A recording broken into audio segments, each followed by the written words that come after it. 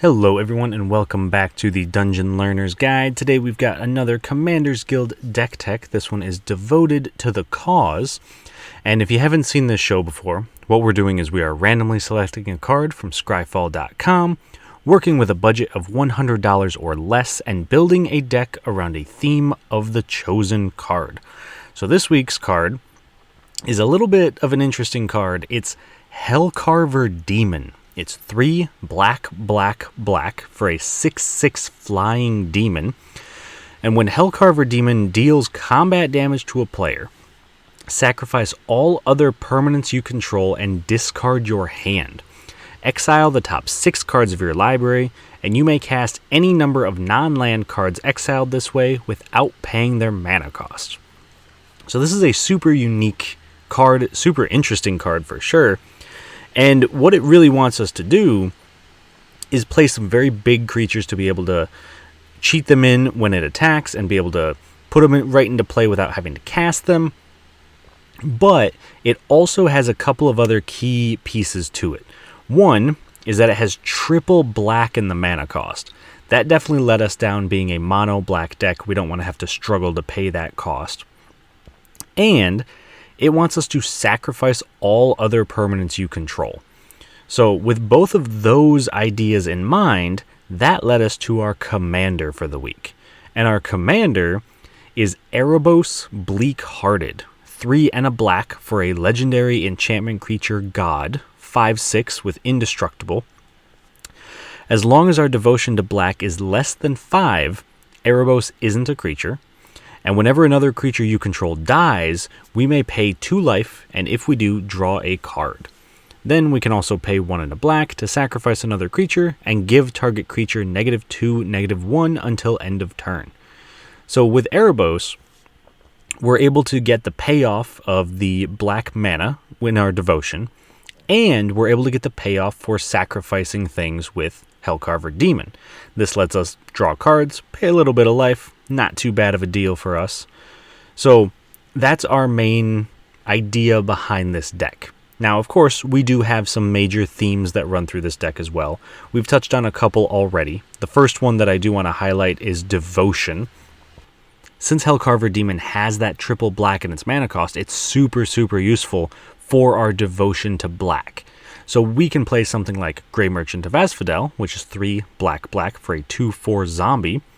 When Grey Merchant of Asphodel enters the battlefield, each opponent loses X life, where X is your devotion to black, and you gain life equal to the life lost this way.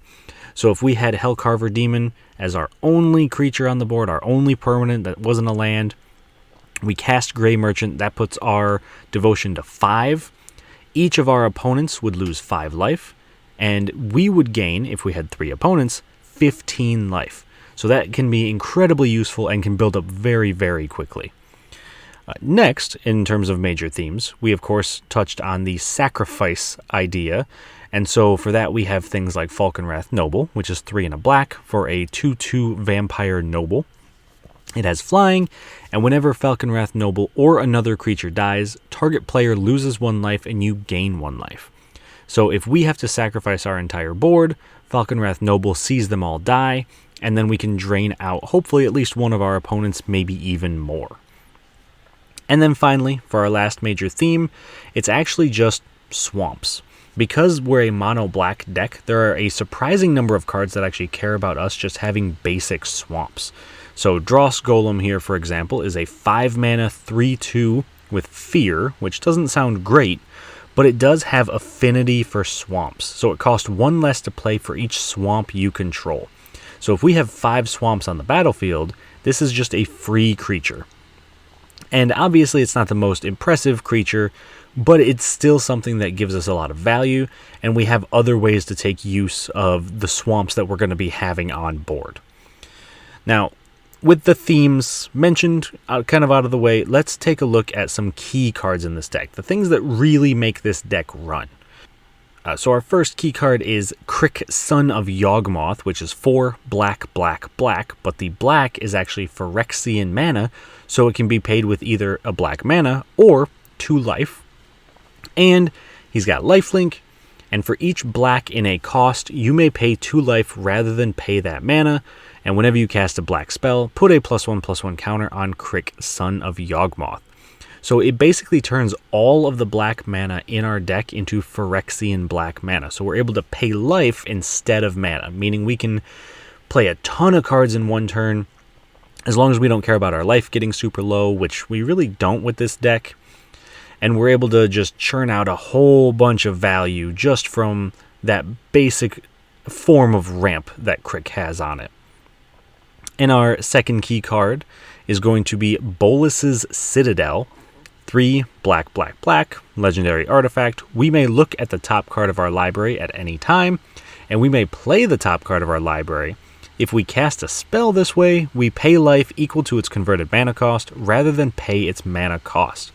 And we can tap it, sacrifice 10 non-land permanents, and each opponent loses 10 life. So what this allows us to do is be able to, again, kind of like Crick, pay life instead of mana to cast our spells, and we're able to play the top card of our deck, so we can just keep playing card after card after card, and it's a phenomenal value engine, it's a phenomenal card draw engine in a way, and as long as we don't care about our life getting low, this can be incredibly useful in the right situations. And finally, for our last key card, we have Command the Dreadhorde.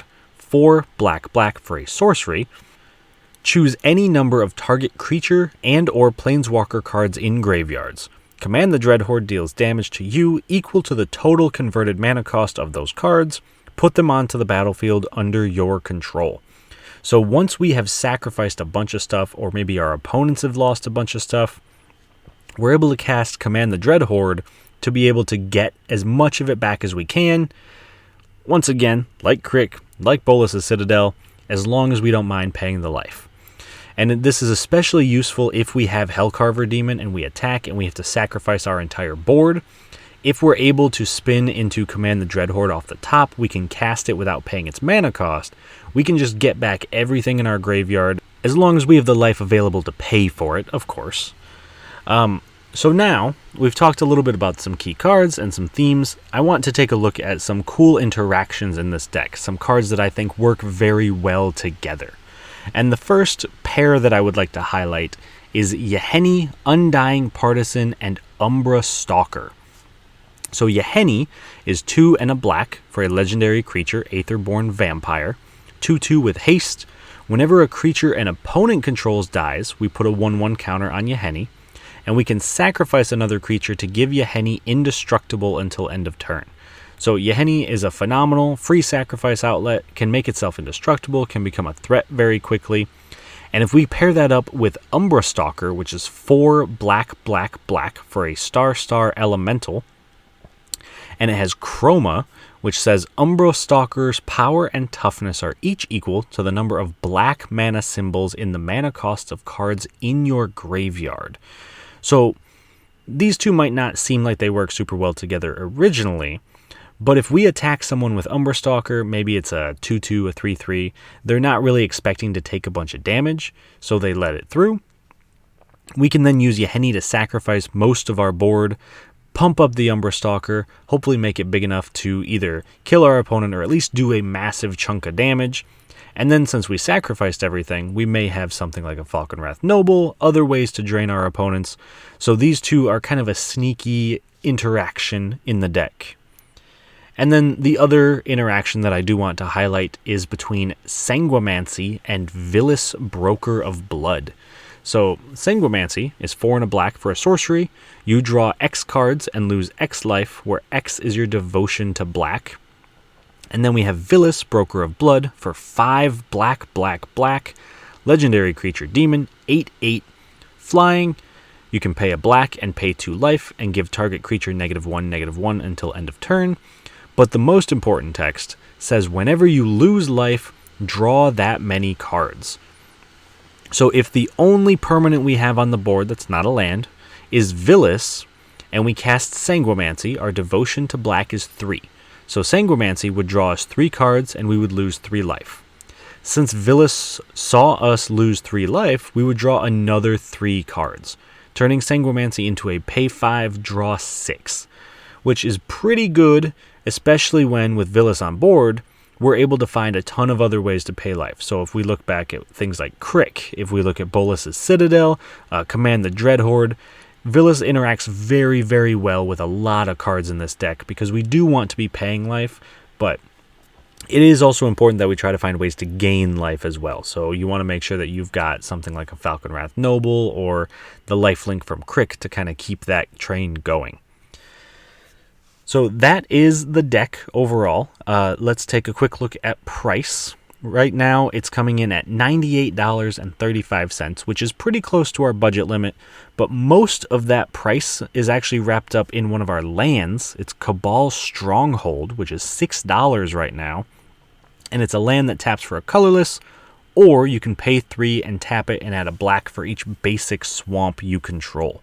Since we have a ton of swamps, this is a very good ramp engine for this deck. We're able to get a ton of mana much quicker than we would, but it is important to note that it only counts basic swamps. So if you have something like an Urborg on the battlefield, it doesn't count everything, so it's not quite as good as a Cabal Coffers, but obviously this is a budget deck, so we're using the budget version, even though at this point, the budget version is still about $6.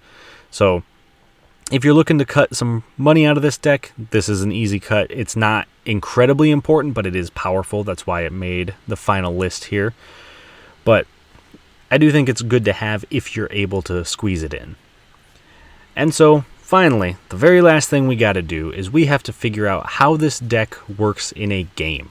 So we are going to jump into a game with 3 other players, and this is going to be a kind of a unique game.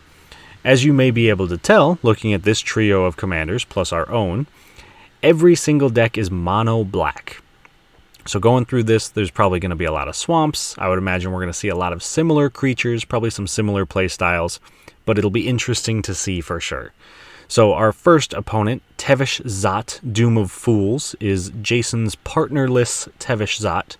It's very aristocrat heavy. I've played against this deck a few times. He can get some very powerful engines going, especially since Tevesh Szat himself can just make thralls that can be sacrificed. So definitely a deck to watch out for. And then we have Bilal's Ayara, First of Lochthwain deck.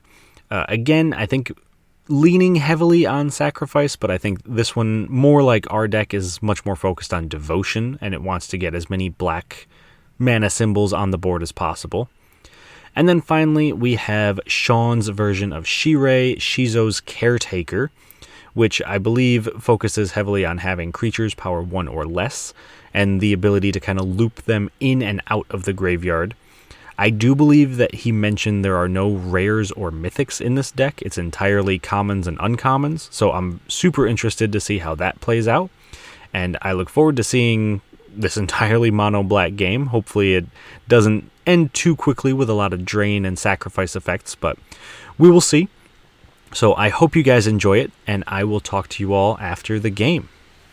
At the start of the game, Jason goes first, followed by Bilal, Shawn, and then myself. On turn 1, Jason plays a swamp, Bilal plays a swamp, Shawn plays another swamp, and he casts Cauldron Familiar, draining his opponents for 1. I follow that up by also playing a swamp, and then also casting Cauldron Familiar, draining each of my opponents for 1.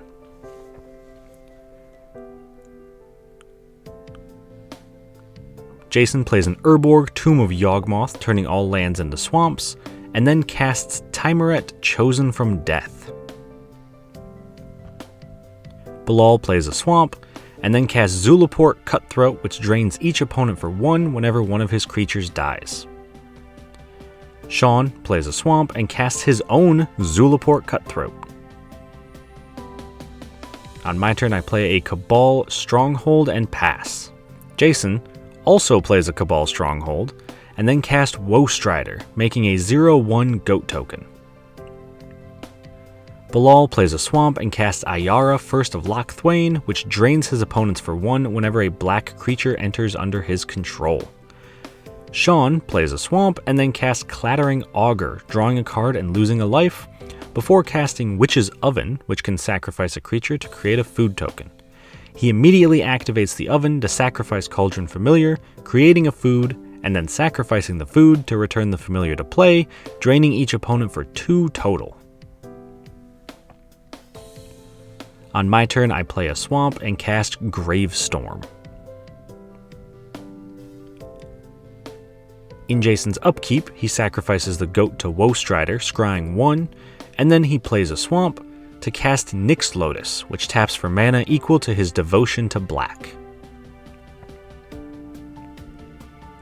On Bilal's turn, he plays a swamp, and then casts Gonti, Lord of Luxury, draining each opponent for 1, and then looking at the top 4 cards of Jason's library, exiling one that he's able to cast later. Due to the webcam restrictions, Jason reveals the cards, and Bilal takes Erebos, Bleak-Hearted. On Shawn's turn, he plays a swamp and casts Farfinder, putting a swamp into his hand from the library. He then casts a Fume Spitter, and then activates Witch's Oven, sacrificing Cauldron Familiar, and then sacrificing the food to return it to play, draining everyone for 2. In my upkeep, Bilal can't exile a card from his graveyard, so I draw a card thanks to Gravestorm. I then play a swamp and cast my commander, Erebos, Bleak-Hearted. On Jason's turn, he cast Mutilate, giving all creatures -4/-4, and in response, Shawn sacrifices Fume Spitter to put a -1/-1 counter on my Erebos. Bilal also sacrifices Gonti to Ayara, drawing a card, and Jason scries 1 with his Woestrider, sacrificing Timurit. Then the board wipe resolves. This results in Jason and I losing 8 life, Bilal losing 2, and Shawn gaining 2 thanks to the Cutthroats. I also pay an additional 2 life with Erebos to draw a card. Jason then casts Carrier Throw, and then passes. Bilal plays a swamp, casts Wayfarer's Bauble, and casts Erebos. Shawn plays a swamp and casts his commander, Shirai.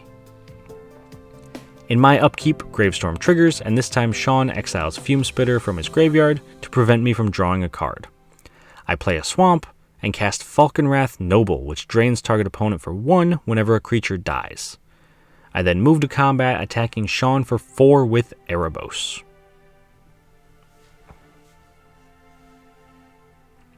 Jason casts his commander, Tevesh Zot, Doom of Fools, and activates his +2 ability to create 2 0/1 Thrall tokens. On Bilal's turn, he casts Sign in Blood to draw 2 cards and lose 2 life, before playing a swamp and then casting Keru, Mind Eater, followed up by a Diregraph Ghoul.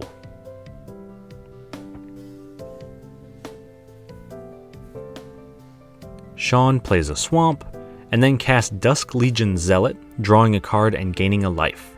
He activates the Oven to sacrifice Dusk Legion Zealot, making a food token. He then sacrifices the food to return Cauldron Familiar into play, draining everyone for 1. This also lets me drain Shawn for 1 with my Noble. Then Shawn casts a Bloodborne Vampire and a Viscera Seer.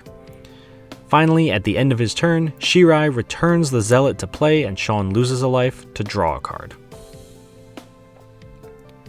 In my upkeep, Jason exiles Mutilate from his graveyard so I don't draw with Gravestorm. Then I play a swamp and foretell a card before casting a Morph creature. I move to combat, attacking Shawn for 2 with Falkenrath Noble.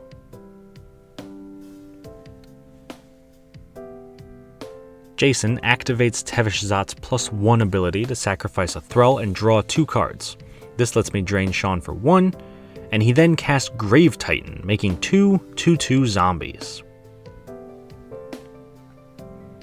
Bilal plays a swamp and then sacrifices Diregraph Ghoul to cast Demon of Catastrophes. This lets him pay 2 life to draw a card, and I drain Shawn for 1. Before Bilal moves to his end step though, Shawn sacrifices Dusk Legion Zealot with Viscera Seer to scry 1. This also lets me drain Shawn for 1, and then at the end of turn, Shirai returns the Zealot to play, letting him draw another card and lose another life. On Shawn's turn, he casts Skittering Surveyor and Pilgrim's Eye, putting 2 basic lands to hand. He then activates the Witch's Oven, sacrificing Cauldron Familiar to make a food, and I drain him for another 1. He then sacrifices the food to return the Familiar to play, draining each opponent for 1. In my upkeep, Jason exiles Timurit from his graveyard to Gravestorm. To save some time, Bilal sacrifices his Wayfarer's Bauble, putting a basic land into play from his library. And then I cast Reaver Demon, destroying all non-artifact, non-black creatures, which does very little at a table with 4 mono-black decks, killing literally nothing. I then attack Tevesh Szat for 2 with the Noble, and before I move to end step, Shawn sacrifices the Zealot, Pilgrim's Eye, and Skittering Surveyor to scry with Viscera Seer. This lets me drain him for 3 life, then at the end of turn, they all return, thanks to Shirai, drawing him a card, losing him a life, and putting 2 basic lands into hand. Jason plays a Swamp, and then attacks Shawn with Grave Titan and 2 zombies, making 2 more zombies on attacks. Before the blocks, Shawn cycles a Baron Moor, and then moves to block with Dusk Legion Zealot, the Cauldron Familiar, Skittering Surveyor, and Pilgrim's Eye, killing everything except Grave Titan and 1 zombie. This has me draining Bilal and Jason for 2, and Shawn for 1. Then in his second main phase, he casts Szat's Will, making me and Bilal sacrifice our demons, and Shawn sacrifice Shirai. In response, Shawn sacrifices Viscera Seer to Bloodborne Vampire, giving it +2/+2 so he can sacrifice that instead. Jason, however, casts Erebos' Intervention for 4, giving Shirai -4/-4 and gaining 4 life. Szat's Will then resolves, and he exiles his opponent's graveyards to make 6 Thrall tokens. This lets me drain Jason for 6 as well. He then activates Tevesh Szat's +1 to sacrifice a Thrall and draw 2 cards, then I drain him for 1. At the end of turn, I cast Rise of the Dreadmarn to foretell and make 9 2/2 zombies. Bilal plays a Swamp and casts Caged Sun, naming black, so his black creatures get +1/+1, and his lands produce twice as much mana. He then casts Gravebreaker Lamia, putting Woestrider into his graveyard. Shawn plays a Swamp and recasts Shirai. In my upkeep, Shawn can't exile a card from his graveyard, so I draw a card with Gravestorm. I then play a Swamp, and then attack Tevesh Szat for 2 and Jason for 18 with the zombies. Jason blocks all of them, killing 3 of my zombies and all of his creatures. Before damage, I morph up Grim Haruspex, forgetting it doesn't draw cards off tokens dying. Then everything dies, and I drain each opponent for 4 with the Noble, paying 6 life into Erebos to draw 3 cards. In my second main phase, I pay 6 life to cast Crick, Son of Yawgmoth, which allows me to pay 2 life instead of black mana for anything that specifically costs black mana, and gets a counter when I cast black spells. I follow that up with Vilis, Broker of Blood, letting me draw a card when I lose life. Then I cast Underworld Dreams for 6 life, drawing 6 cards and doing 1 to each opponent when they draw a card. I cast Ayara, First of Loch Thwain for 6 life, drawing 6 cards and draining each opponent for 1. Then I cast the Book of Vile Darkness for 6 life, drawing 6 more cards. And finally, I cast Dross Golem for free since it has affinity for swamps. In my end step, I make a zombie with the Book of Vile Darkness since I definitely lost 2 or more life this turn, then I discard to hand size and pass. Jason casts Asmodeus the Archfiend before activating Tevesh Szat's +1 ability to sacrifice a Scion and draw 2 cards, exiling them with Asmodeus instead. I also drain him for 1 with the Noble. He then activates Asmodeus, putting the exiled card to hand and losing 2 life. He follows that up by casting Bastion of Remembrance, making a 1/1 human token and draining each opponent for 1 when his creatures die. On Bilal's turn, he recast Ayara, draining each opponent for 1 and drawing me a card, cast Corrosive Mentor, giving his black creatures Wither and draining everyone for 1, drawing me another card, and then cast God Pharaoh's Statue, making all his opponent's spells cost 2 more and making them lose a life at the end of his turn. He then attacks me for 6 and Shawn for 5. I block with the zombie, draining Bilal for 1, and Shawn takes the damage. Then at the end step, each of Bilal's opponents lose a life, drawing me another card.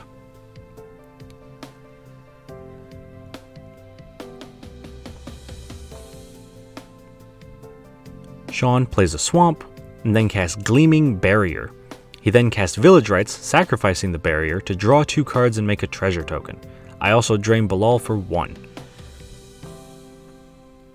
At this point, Shawn decides to concede, feeling that he's dead on my turn. In my upkeep, Bilal exiles Woestrider to Gravestorm, and I then cast Dread Presence, paying 2 life and drawing 2 cards. That lets me play a Swamp to trigger Dread Presence, doing 2 damage to Bilal, gaining me 2 life. And then I cast Underworld Hermit, paying 4 life to draw 4 cards. When the Hermit enters, I make 24 squirrels since I have 24 devotion to black.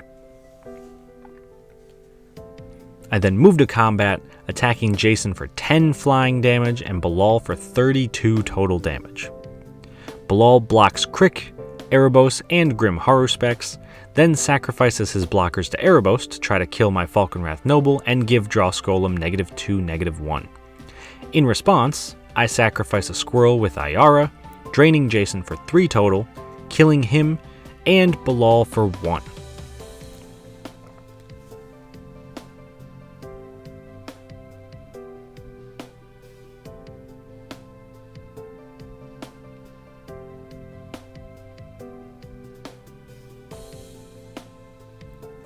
Then the damage finally happens and Bilal takes 13, going down to 3, and at the end of turn, I make a zombie with the Book of Vile Darkness. On Bilal's turn, he recasts his commander Ayara, draining me for 1, and then casts Abhorrent Overlord, making 6 harpies since his devotion to black is 6. This drains me for 7 total. However, Bilal knows that he's dead on my turn, so he decides to concede at this point, winning me the game.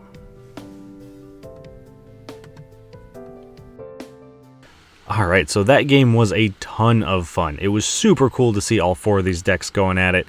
There were obviously a lot of very similar cards. We saw multiple Cauldron Familiars, multiple Zulaport Cutthroats, multiple Erebos the Bleak-Hearted, but I think overall, it definitely showed the power of mono black. We all leaned, for the most part, pretty heavily on devotion and sacrifice, and I think that we all did it in different ways, but there was the same general payoffs. We were just lucky enough to get some of our big payoffs on board a lot quicker than our opponents, and the combination of Crick and Vilis was just absolutely gross. It was something that we probably should not have been allowed to do. And once that resolved, I think it was pretty hard for us to lose. We were drawing, 10, 12 cards a turn. Not much our opponents could do at that point. So I hope you guys enjoyed the video. If you're interested in any future videos, please do check me out on Twitter. That's in the description. Reddit, you can send me an email as well. And as always, please do like the video and subscribe to the channel. And if you have any suggestions for future videos as well, please do let me know. I would love to hear them. I do take suggestions if there's any cards that you would like to see turned into videos, or just that you want to see some fun decks made out of. So I hope you all enjoyed it, and I will see you all on the other side of the Dungeon Learner's Guide.